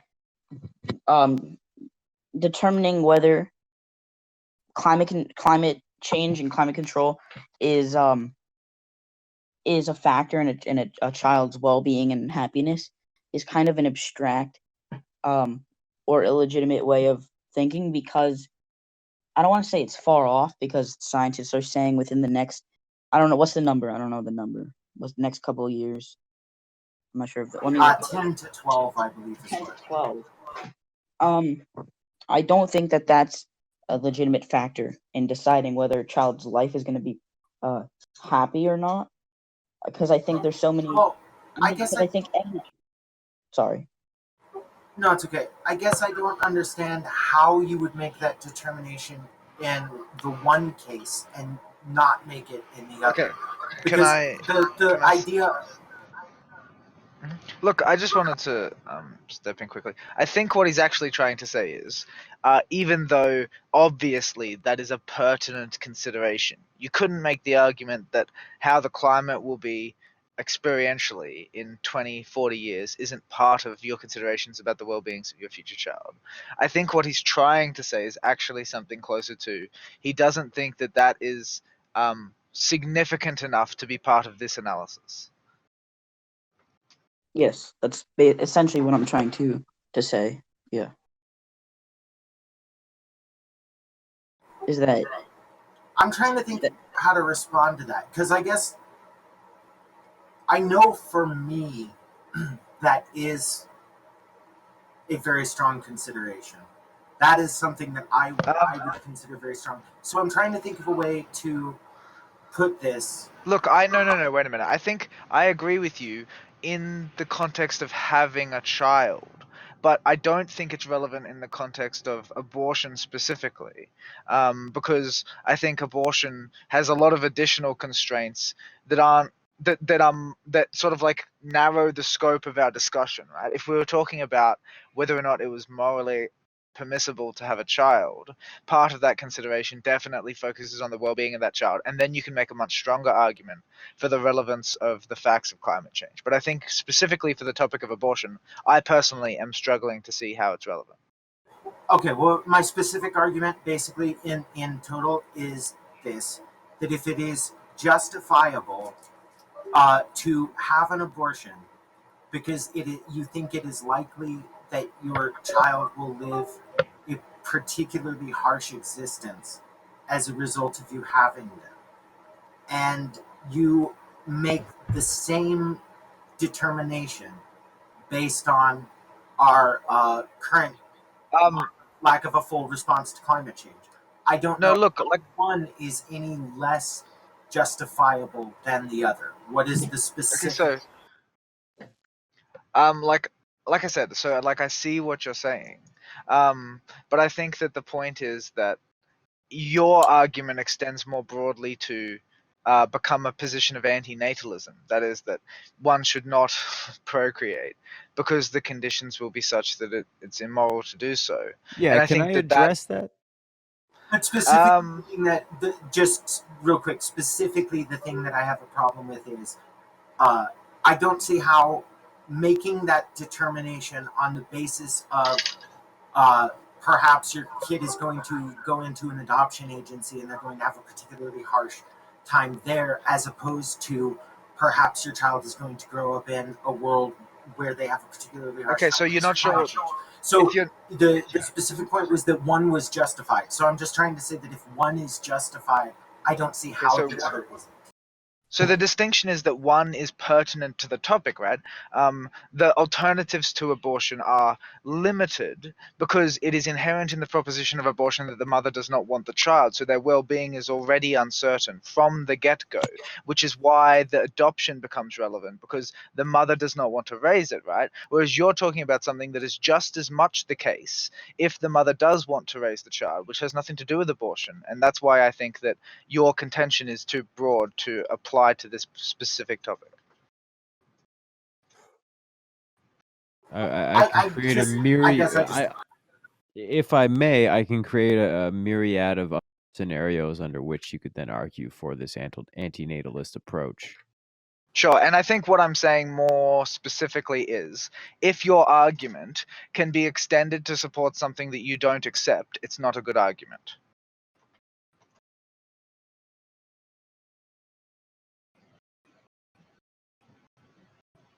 Can being an anti-natalist be considered a valid reason for getting an abortion? Yes, Ooh, I would guess so. That's a good Well, one. I think that'd be the only It option. is. Rather, I mean, they Like, only two like, options yeah, for men. exactly, right. Well, this is the thing, though, I is mean, we for a were pregnant talking about which that's the only abortions option for a pregnant anti. Yeah, that's the only really thing they Sorry, could just do. go, Monopole. Sorry, we were having a discussion about which is justified and which is not. And if you're saying that not having or having an abortion because your child is likely to grow up in foster care or in No, so adoption home or something your like contention was that your contention was that they're equally justified. Is that right? Or no, equally my contention is unjustified? that they're justified by the same thing. That if Which is equally justified.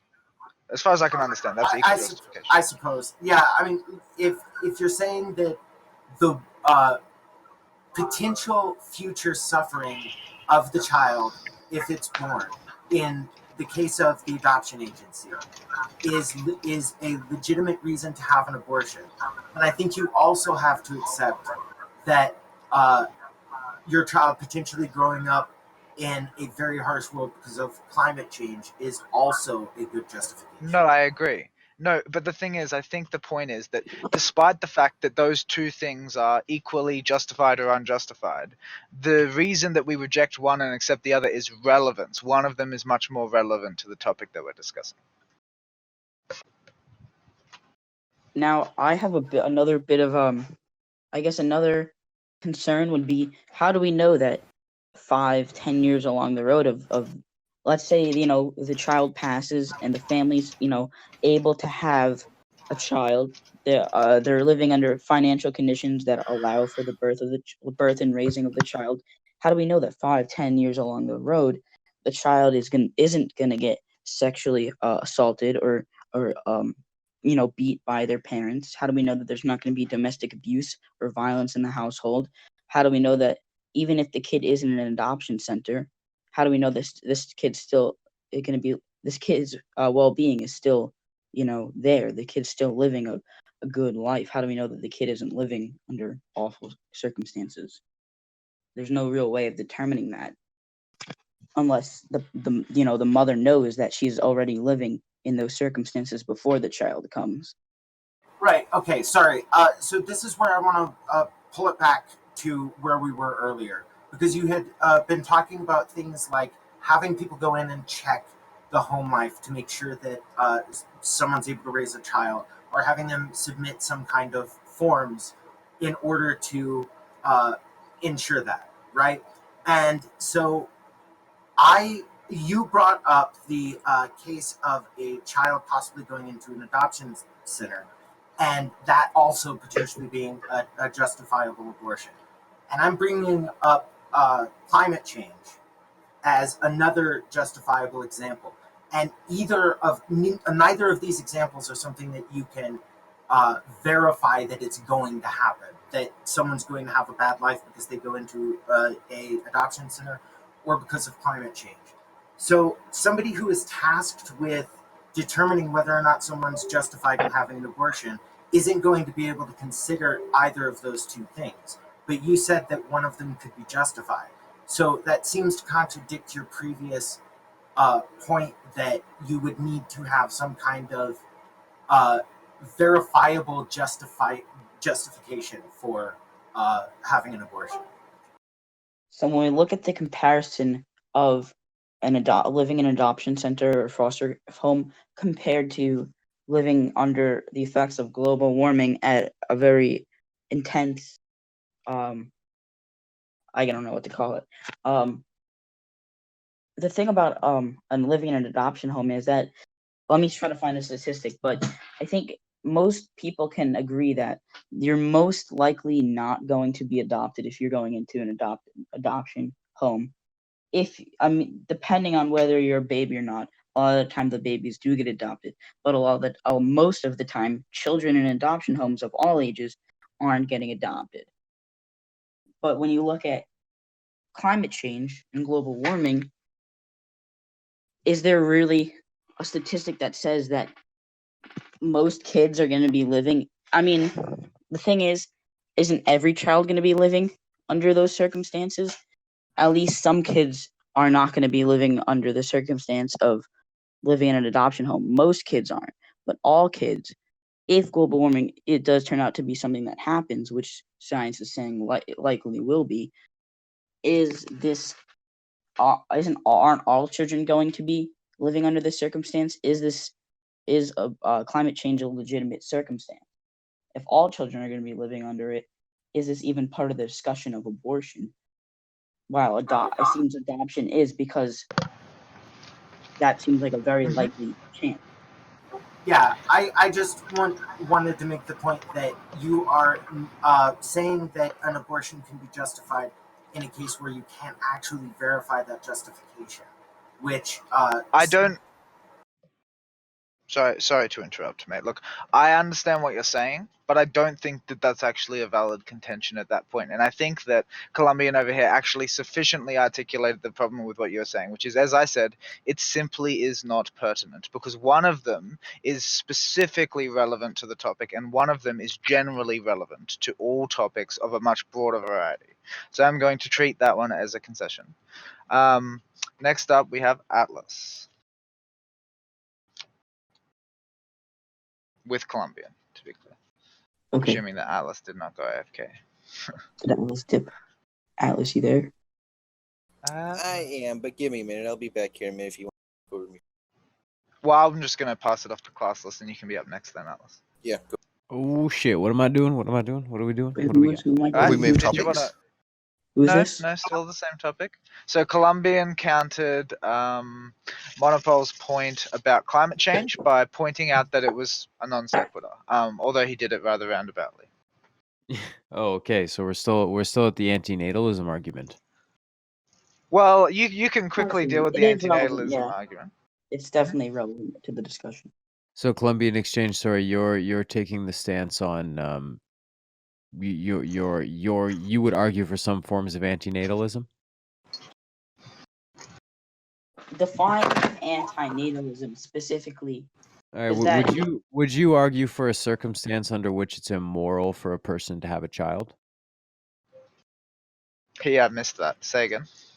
Would you argue for an environmental circumstance under which it's immoral for a person to have a child? I'm sorry.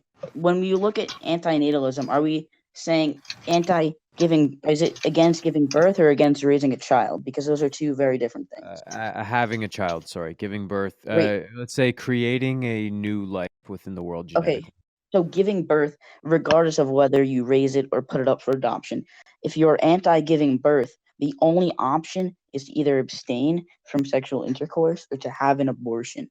Those are the only two options for you ever. There's no other way to. Okay, real quick, I what misunderstood about your tubes or basically getting a vasectomy? Saying, go ahead. Yeah. So, sorry.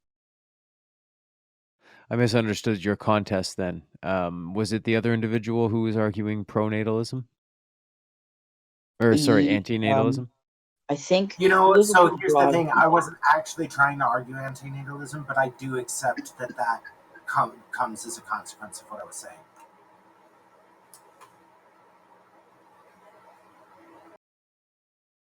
So Colombian, what was your point before the climate change?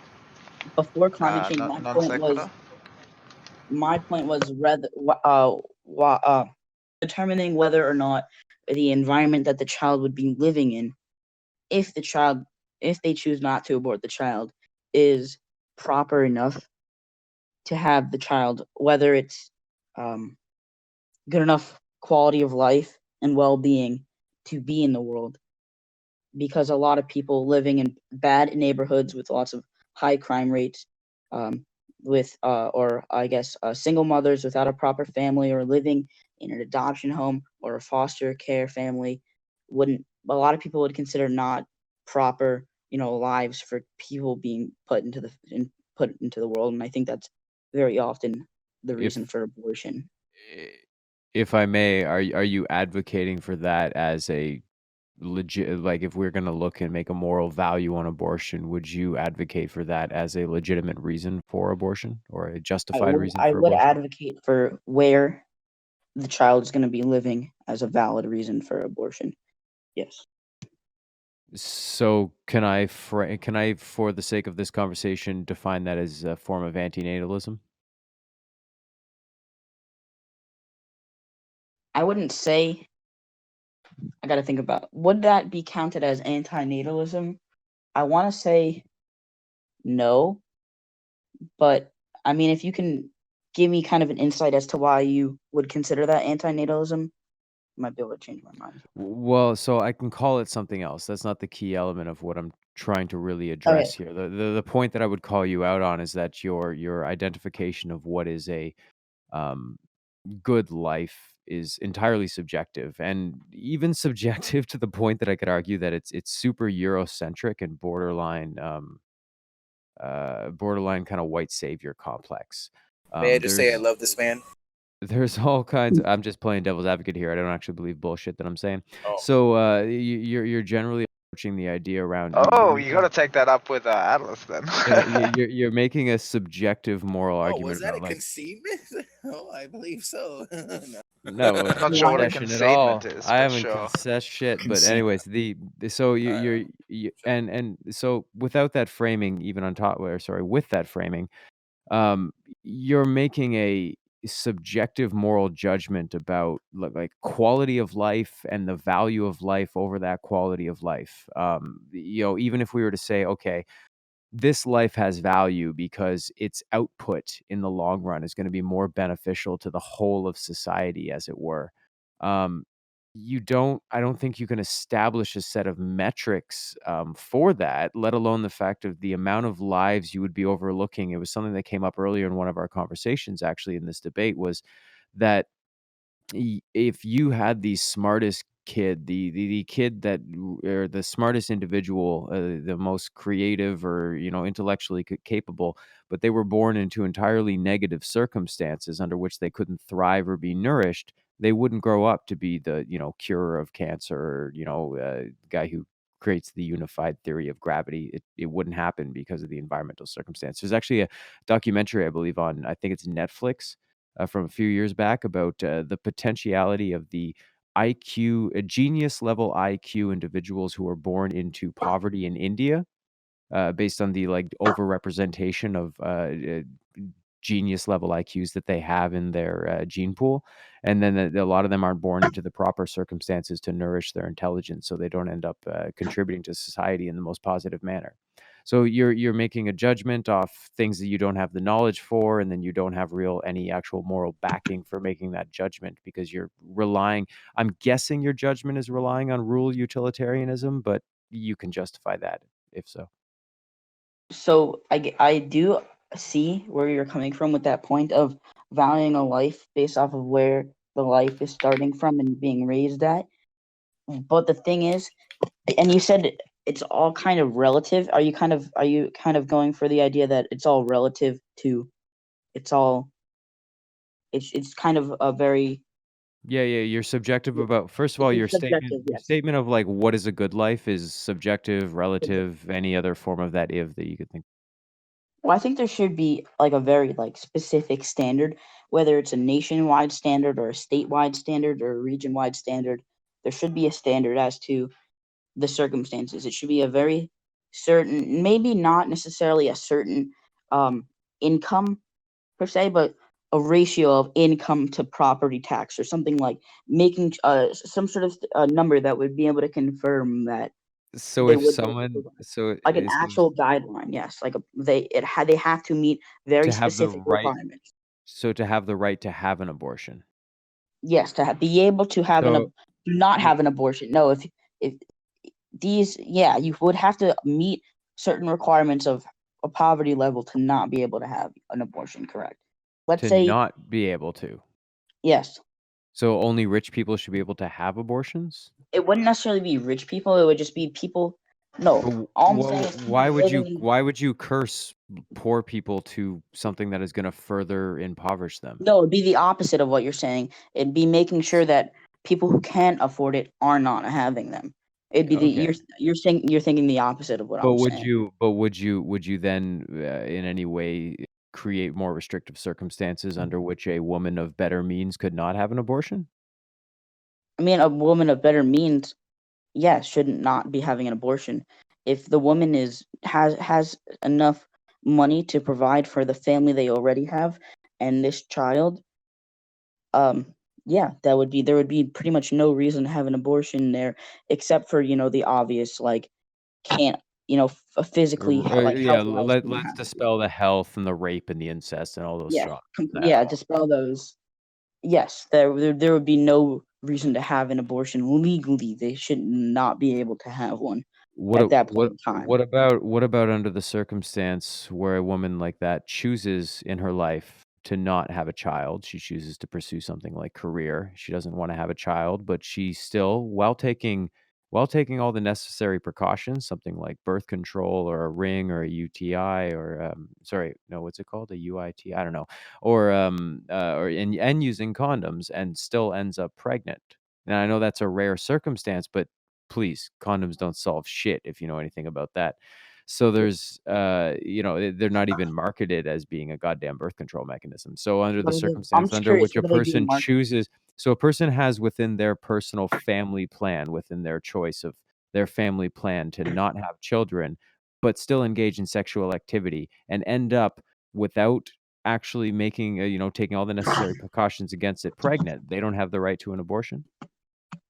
So before I begin my response, I'm just genuinely curious.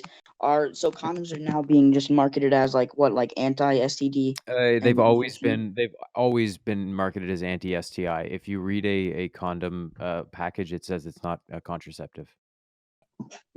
I never really That thought may about have been changed. It's been a long time since I've used the fuckers, but that. but Yeah, my so point is that somebody could take the necessary circumstances. I'm arguing strictly for family planning. Like, let's say that somebody chooses to prioritize career over family, but they still want to engage. Like, should that preclude them from engaging in sexual activity? it They should can take not. all the necessary precautions. Maybe they won't ever have to have an abortion, but if that does happen to happen, they should always have to resort to going through the issues of bearing a child, giving birth to a child, then giving that child up for adoption or whatever your other options are. So Like there's more than just the emotional impact of giving up a child for adoption. Having a baby ruins your fucking body.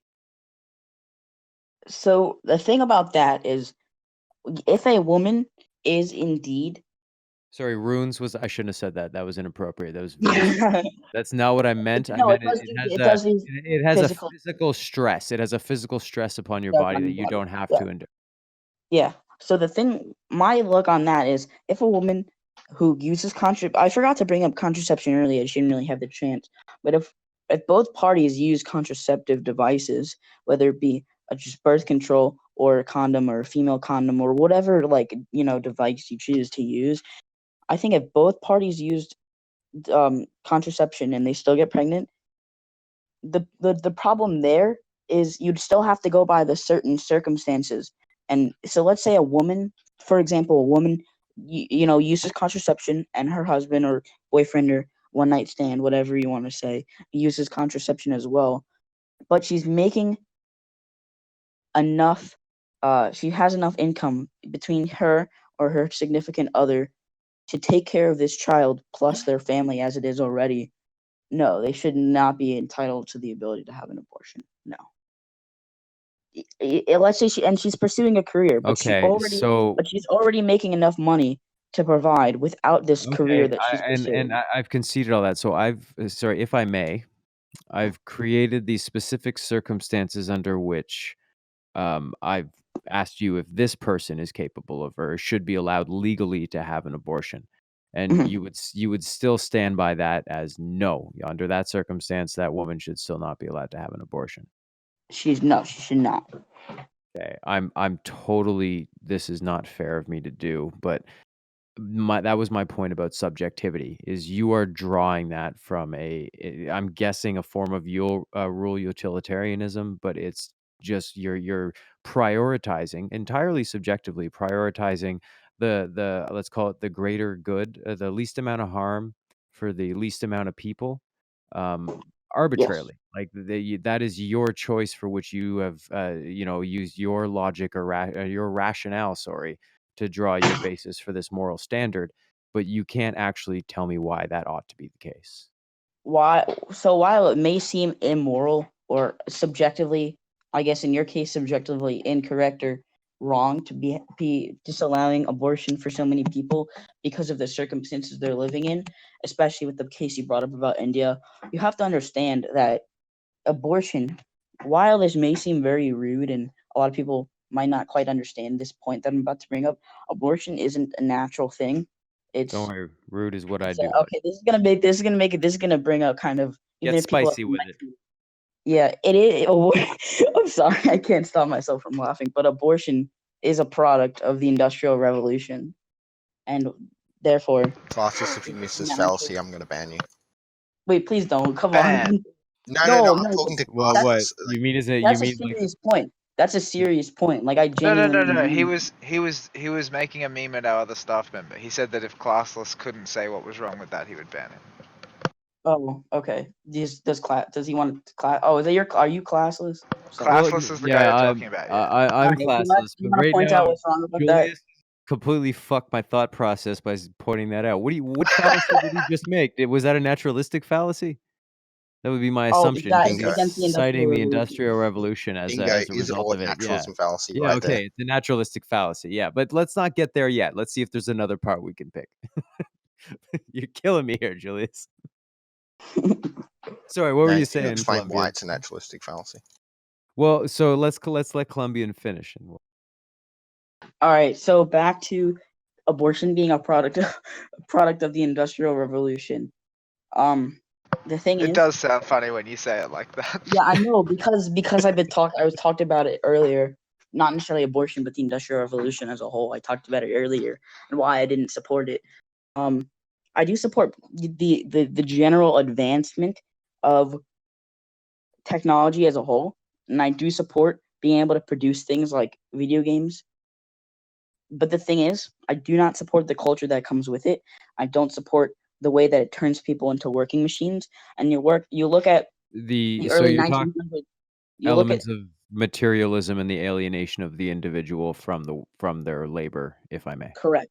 And when you look at when the Industrial Revolution hit America, you do see a kind of a change in curriculum in school, and that change is still going on today. While it may be starting to change, you see a lot of people pushing for organizations and people pushing for changes and reformity in schools. You still see a lot of the same curriculum happening.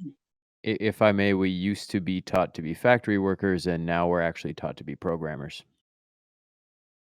While I do agree that we are learning, I mean, I have not been not currently have been offered the opportunity to do that because when they had a couple 3-4 years ago, maybe more than that, like 5 or 6, when they did like National Coding Day, they brought up like they took out the Chromebooks for the school and they fucking set us up with Scratch, which I don't know if you know what that is, but it's diluted coding. It's not even, I can't even call it coding.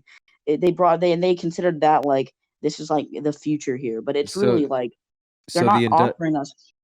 So your critique lies upon the Industrial Revolution introduced, let's say, social constructs that you consider unnatural. You consider them not Correct. part.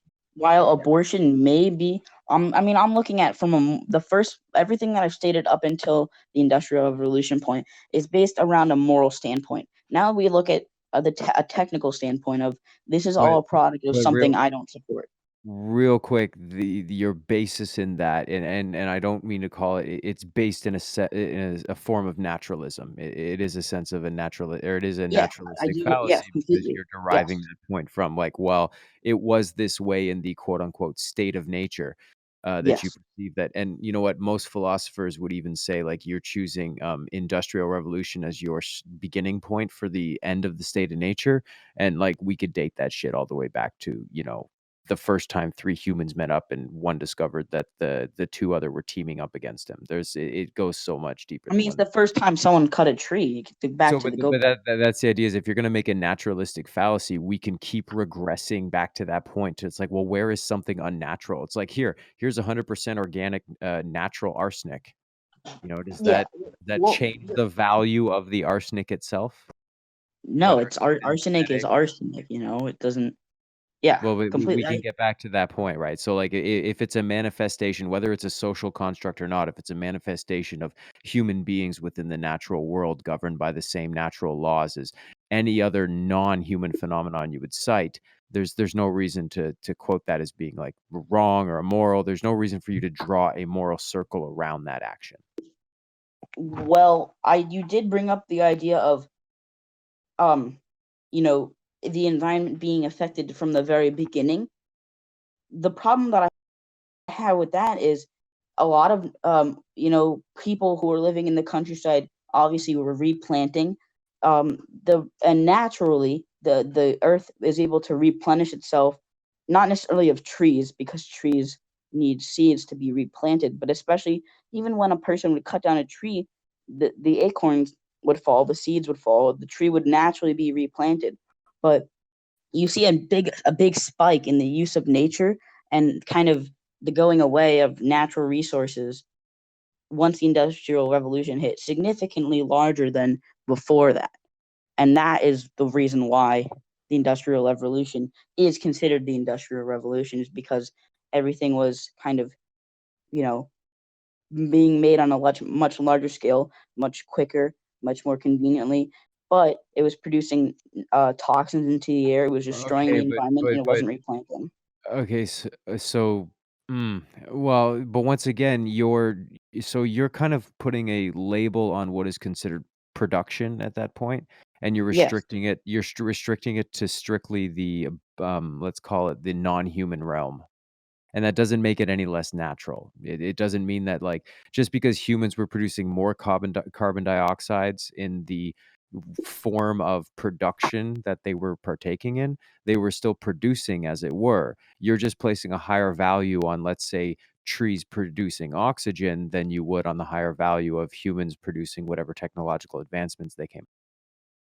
The thing Yeah. is, humans chopping trees is completely natural. The thing is, But factories what if they're producing. chopping them? But what if they're chopping them at a rate at which they're increasing the carbon monoxide or dioxide levels, and they're not allowing the trees to reproduce and produce enough Then that oxygen? is Is that completely still moral? unnatural, and that's a significant issue. Okay, Yes, that's a and complete issue. my point is though for you to say that's unnatural, that's a naturalistic fallacy. You're placing an arbitrary moral value upon what you consider natural, and we could keep making that regression down to, well, at what point did something become natural? You're saying, well, when it's producing more than it's destroying. Well, if you actually look at some fundamental laws of the universe, we're not destroying more energy than we're producing, because in the bottom line is all that energy is actually there. It's just manifested in different forms.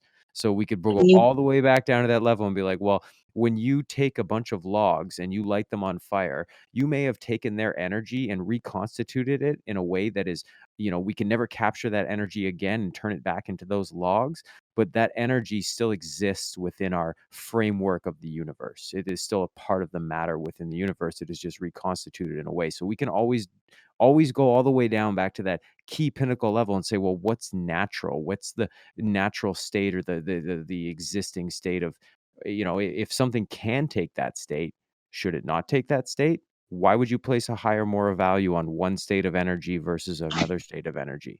I think you're using, like I said, rule utilitarianism to try to do that. You're trying to make the greater good for humans, but even that is an arbitrary moral value or an arbitrary moral barrier that you're placing.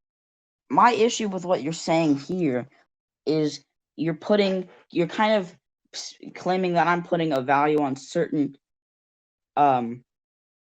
types of energy. The thing is, there are significant differences in value between these different. I mean, certain forms of energy can't convert back. Like, just that's scientifically proven that. I already stated that. Just because it can't be reconstituted, but the energy doesn't actually go anywhere. Like But it's still if it the doesn't, matter and everything go still away, exists. if it doesn't go away, it's useless. It's rendered useless. There's no point in even recognizing it as energy if you can't use it anymore. It's not energy. There are all kinds of states of energy that are useless to us as human beings. Exactly, and we've probably produced we a haven't lot of even them. we can't even fully manifest the power of the sun, for Christ's sake. The only sun power we're able to manifest is the shit that got fossilized a couple 100,000 years ago. We can't even fully figure out the live shit that's coming off the sun from 7 seconds ago. We got to retroactivate that stuff. Insync, are you there? Sorry to interject. Yeah, I hope so. This is so far off topic. I know it is. I know it is. And Listen, like, no, we're being it's off not topic that, for 'cause like. But I Classless haven't is been trying wrong. to show the fallacy. He's right about the fallacy. Colombian can't see it. Let's see if Nano can illustrate it. Okay. But So yeah, I've like it's a concession, but I think it's helpful to show the concession. So I have a hypothetical Right. scenario. So you were saying that the Industrial Revolution causing global warming, essentially it makes it unnatural, if I understand correctly. Yes, What because if... sorry. Okay. Yeah, so say instead of humans going and becoming full industrial, we just stayed like small little tribes and stuff, and we didn't hunt that much. And then in this time, a huge, like cows, the number of cows just skyrocketed astronomically all around the world. And then like the methane gas and all the gases produced by the cattle then started to cause the issues like similar to global warming. Would you consider that to be unnatural? If the cows had naturally bred and the numbers... The problem is that is not something that can happen within this time period and within science currently. That's not something that can happen. That's conjecture. You don't know. Can you prove to me that No, the I don't know. Wait, the amount of wait, cows in the no. world? That's all You very. just That's all very. Colombian. You just reversed the burden of proof. We don't have to prove that to you. It's a hypothetical. You said it couldn't happen. That is the positive claim. You don't have evidence for that. You cannot know that. It is a relevant hypothetical because it investigates the nature of the argument you're making. What he's saying is, if you reject the cow argument, you should also reject the argument you were making before. So hypothetically, a bunch of cows are introduced to the world, and they produce levels of chemicals into the air that I would consider unnatural. That is natural because it's animals just reproducing. Which is no, but the point is that there is nothing technically unnatural about any of it. But you're making an arbitrary. Wait a minute. You're making an arbitrary. Give me a sec. Cows are conscious. You're making an arbitrary distinction based on the intervention of man. But the thing that Chris is pointing out is that everything that man does comes from nature, right? So if the cows, so you're using the definition of unnatural you're using specifically, I wrote it in the text chat, is you said something that degenerates nature is unnatural. That's not true. That is just not true. That is not the definition of unnatural. You've spent right? And so like that's where the appeal to the naturalistic fallacy is hiding. Is that you think anything that degrades the natural state is inherently bad, and that is a fallacy. And if you don't like the cow argument, then what if there was just like an astronomically high amount of bushfires and volcanic eruptions in a short period? No, I do like the cow argument because I kind of thought of something to go off of with that. The thing is, the problem with here, I know you kind of already dethroned me, but I just want to say this here. Sure. Is cows are not conscious enough. Their brains are not quite developed enough to understand that they're like doing this to the world, while humans are. We're very obviously knowledgeable enough to figure out, and we have figured out that we're doing this to the world. Even if we accept the intentionality point, it's just not relevant. It is a non sequitur that doesn't contribute to your conclusion. Because ultimately, intentionality does not factor into whether or not something is morally good or bad. What is morally good or bad is determined in ways... Yeah, mostly whether or not something's morally good or bad is determined consequentially, which is exactly what the cow example was supposed to illustrate. So does anybody have any closing statements on the abortion topic? We've gone a little while from abortion. Because I had one question Can I about make this. one quick closing statement? Sure. That was entirely devil's advocacy. I don't believe shit that I just said. Did you have something to say, Nano? Yeah, I have a question about the whole, if they're financially able, they are like, this is just like to get your opinion on like where you would stand on this issue. What if the mother in question had a career, and in order to have the child, she would have to leave her career? Would that not make her financially unstable? If indeed she does have to leave her career, you'd have to look at the income that they're taking in without that her career. So let's say she is taking income from her parents are paying, her parents are willing to pay her the money to take care of the child, or she has a spouse or significant other that has a salary that's capable of taking care of the child, then yeah, she should be leaving her job to take care of the child, or somebody should be leaving their job. As long as there is still the possibility, or not as long as there is still the income that's sufficient enough to take care of the family, as long as that income is still coming in, yes, the child should be. So if you don't want to have a child and accidentally get pregnant, you have to like sabotage your There's life. another. to Okay, there's a become mistake eligible here. for an Sorry. abortion. Do you realize I think we should move from this. someone that's Yeah. No, we're just closing up. a So 5 go month go, pregnancy Julius. is not a child; it's a fetus. Yeah. So do you want us to refer to it as a No, cheat? you're gonna lose me here, Julius. Can't draw that line. Because a child is what is your medically point? Where is the part? Where is the part where it becomes a child from a fetus? Yeah, Where but is the what part? happens? What I happens believe when we that's can best medically? left to medical science. But what happens Yeah, when and we I can think- medically grow kids from tubes, like from point And one? I mean, look, that's a thing, I think right? what I We're think already doing it with child. we're already doing it with sheep, if I may. Stop for a sec. I actually made that point earlier. I said we're not able to predict what it will be like, and it's not relevant to consider because nobody knows. All right, I concede.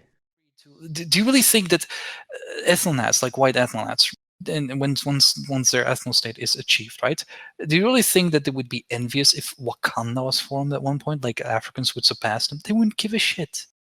Or if Africans would dance around the campfire, if that makes them happy, that's fine. It's the whole forcing people to interact with one another, which is creating all this fucking madness in the first place. Except you aren't forced to.